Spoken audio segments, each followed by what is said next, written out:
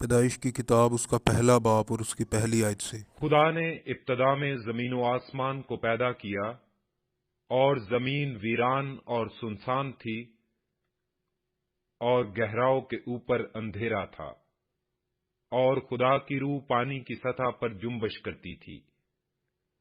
اور خدا نے کہا کہ روشنی ہو جا، اور روشنی ہو گئی۔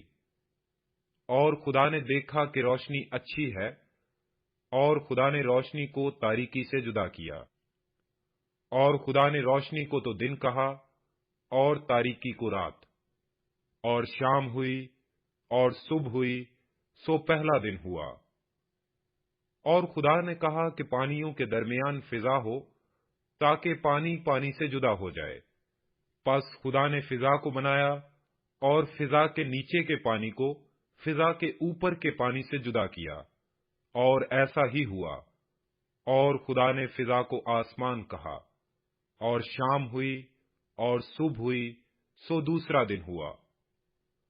اور خدا نے کہا کہ آسمان کے نیچے کا پانی ایک جگہ جمع ہو کہ خشکی نظر آئے، اور ایسا ہی ہوا۔ اور خدا نے خشکی کو زمین کہا، اور جو پانی جمع ہو گیا تھا اس کو سمندر۔ اور خدا نے دیکھا کہ اچھا ہے۔ اور خدا نے کہا کہ زمین گھاس اور بیجدار بوٹیوں کو اور پھلدار درختوں کو، جو اپنی اپنی جنس کے موافق پھلیں اور جو زمین پر اپنے آپ ہی میں بیج رکھیں، اگائے، اور ایسا ہی ہوا۔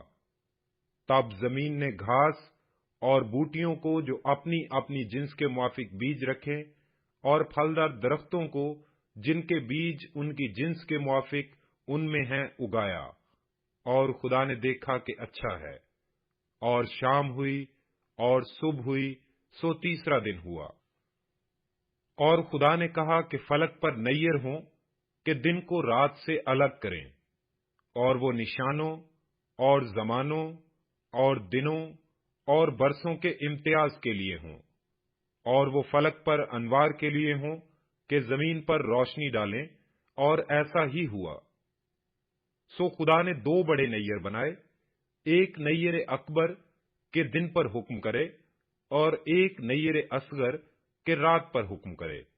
اور اس نے ستاروں کو بھی بنایا۔ اور خدا نے ان کو فلک پر رکھا کہ زمین پر روشنی ڈالیں، اور دن پر اور رات پر حکم کریں، اور اجالے کو اندھیرے سے جدا کریں۔ اور خدا نے دیکھا کہ اچھا ہے۔ اور شام ہوئی اور صبح ہوئی، سو چوتھا دن ہوا۔ اور خدا نے کہا کہ پانی جانداروں کو کثرت سے پیدا کرے، اور پرندے زمین کے اوپر فضا میں اڑیں۔ اور خدا نے بڑے بڑے دریائی جانوروں کو اور ہر قسم کے جاندار کو جو پانی سے باکثرت پیدا ہوئے تھے ان کی جنس کے موافق، اور ہر قسم کے پرندوں کو ان کی جنس کے موافق پیدا کیا۔ اور خدا نے دیکھا کہ اچھا ہے۔ اور خدا نے ان کو یہ کہہ کر برکت دی کہ پھلو اور بڑھو، اور ان سمندروں کے پانی کو بھر دو، اور پرندے زمین پر بہت بڑھ جائیں۔ اور شام ہوئی اور صبح ہوئی، سو پانچواں دن ہوا۔ اور خدا نے کہا کہ زمین جانداروں کو ان کی جنس کے موافق چوپائے، اور رینگنے والے جاندار اور جنگلی جانور ان کی جنس کے موافق پیدا کرے، اور ایسا ہی ہوا۔